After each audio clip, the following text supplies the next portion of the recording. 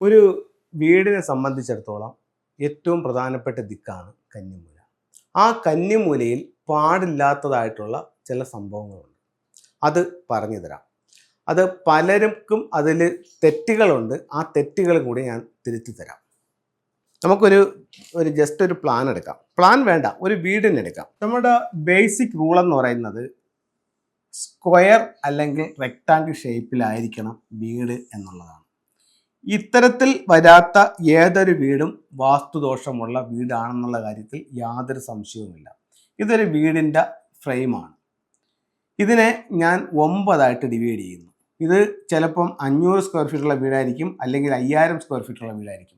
എന്ത് തന്നെ ആയിക്കോട്ടെ, വലുതായാലും ചെറുതായാലും വീടിനെ ഞാൻ കറക്റ്റ് 9 ഡിവൈഡ് ചെയ്യുന്നു. ഇത് സൗത്ത്, ഇത് നോർത്ത്, ഇത് വെസ്റ്റ്, ഇത് ഈസ്റ്റ്, തെക്ക്, വടക്ക്, പടിഞ്ഞാറ്, കിഴക്ക്. തെക്കും പടിഞ്ഞാറും കൂടി ചേർന്ന തെക്ക് പടിഞ്ഞാറ്. അപ്പോൾ ഇവിടെ വരാവുന്ന ചില വിഷയങ്ങൾ, ഈ വീടിൻ്റെ ഫ്ലൈങ് സ്റ്റാർ കണക്കെടുത്തു, അതിൻ്റെ ഡിഗ്രി എടുത്തു.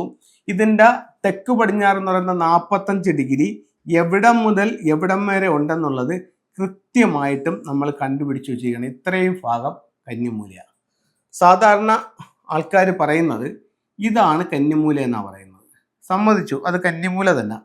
പക്ഷെ അങ്ങനെയാണെങ്കിൽ ഇതേത് ഭാഗം എന്ന് ചോദിച്ചാൽ മറുപടിയില്ല, അതും കന്നിമൂലയാണ്.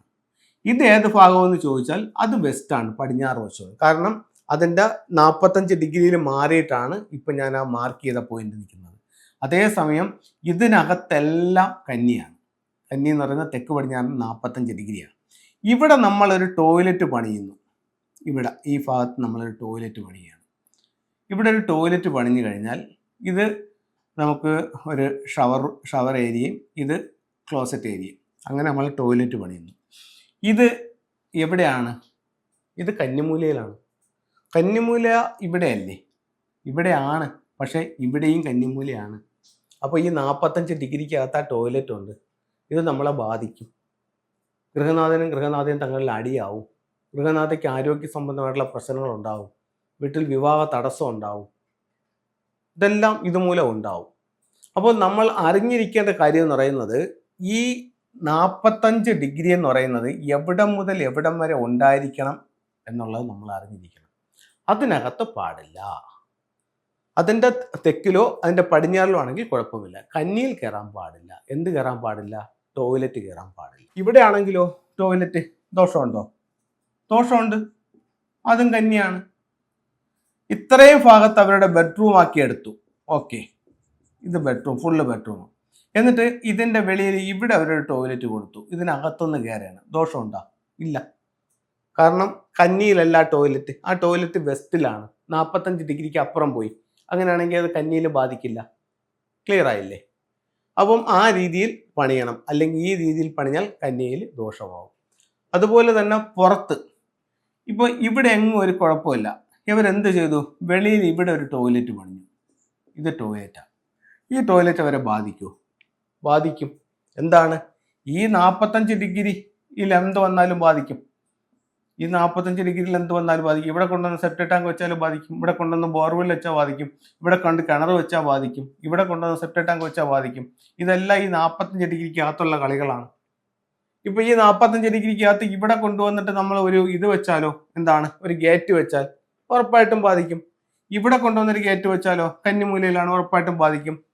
അപ്പോൾ ഈ പറയപ്പെടുന്ന 45 ഡിഗ്രിക്കകത്ത് നിങ്ങൾക്ക് സെപ്റ്റിക് ടാങ്ക് വന്നിട്ടുണ്ടോ, ബോർവെൽ വന്നിട്ടുണ്ടോ, കിണർ വന്നിട്ടുണ്ടോ, അതല്ല ടോയ്ലറ്റ് വാഷ്റൂം വന്നിട്ടുണ്ടോ എങ്കിൽ ഉറപ്പായിട്ട് നിങ്ങളെ ബാധിക്കും. അപ്പോൾ ആ 45 ഡിഗ്രിയാണ് എവിടം മുതൽ എവിടം വരെ ഉണ്ടെന്നുള്ളത് നിങ്ങൾ ആദ്യം മനസ്സിലാക്കേണ്ടത്. അതിനകത്ത് ഇത് എന്തെങ്കിലും വന്നിട്ടുണ്ടോ എന്നുള്ളതാണ് മനസ്സിലാക്കേണ്ടത്.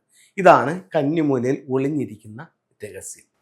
പലർക്കും ഇതറിയില്ല. അവർ ഈ പോയിന്റിൽ വന്നിട്ടുണ്ടെങ്കിൽ മാത്രമേ അതിനെ പരിഗണിക്കത്തതുമുള്ളൂ, അതിന് പരിഹാരം ചെയ്യത്തതുമുള്ളൂ, അതിനെ ഒഴിവാക്കത്തതുമുള്ളൂ. ആ പോയിന്റിലല്ല, ആ 45 ഡിഗ്രിക്ക് അകത്ത് വന്ന് ഉറപ്പായിട്ടും ബാധിക്കും. അപ്പോൾ ഇതെല്ലാവർക്കും മനസ്സിലായെന്ന് കരുതുന്നു. ഇനി നമുക്ക് ഫെങ്ഷുയുടെ ചില ടൂളുകൾ നോക്കാം. തെക്ക് പടിഞ്ഞാറ് ഭാഗത്ത് ടോയ്ലറ്റ് വന്നാൽ ഗൃഹനാഥനും ഗൃഹനാഥയും കലഹം. നമുക്ക് ഇത്തരത്തിലുള്ളൊരു മണ്ടേൻ ഡക്സ് വെച്ച് അതിനെ കറക്റ്റ് ചെയ്യാം. ഇത് ഒരു സ്ഫടിക ബോളമാണ്, ക്രിസ്റ്റൽ ബോളാണ്. തെക്ക് പടിഞ്ഞാറ് ഭാഗത്തുള്ള 2 ക്രിസ്റ്റൽ ബോളുകൾ ഹാങ് ചെയ്യുന്നത് തെക്ക് പടിഞ്ഞാറിൻ്റെ ദോഷം കുറയ്ക്കാനായിട്ട് നല്ലതാണ്. 5L എന്ന് പറയുന്ന ഒരു സ്റ്റാർ വരുമ്പോൾ അതിന് പരിഹാരമായിട്ട് നമുക്ക് ഈ ടൂൾ ഉപയോഗിക്കാം. ഇതാണ് 5 എലമെന്റ് പഗോഡ. 2025 ഇത് എവിടെയാണ് നിൽക്കുന്നത്? വടക്ക് കിഴക്ക് ഭാഗത്ത്.